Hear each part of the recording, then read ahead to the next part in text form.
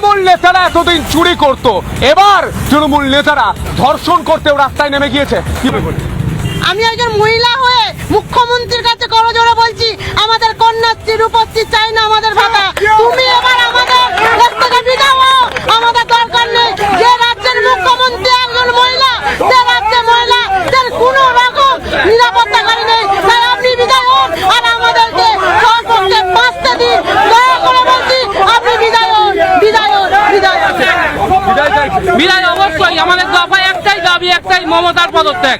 দফা এক, দাবি এক, মমতার অপসারণ যত তাড়াতাড়ি সম্ভব যেন চলে যায়, বেঁচে যাবে বাংলা, বেঁচে যাবে। আমি বলতে চাই যে আসলে তৃণমূল যারা করে, যে মহিলারা, তারাও কি সুরক্ষিত আছে? তারাও কি সুরক্ষিত আছে?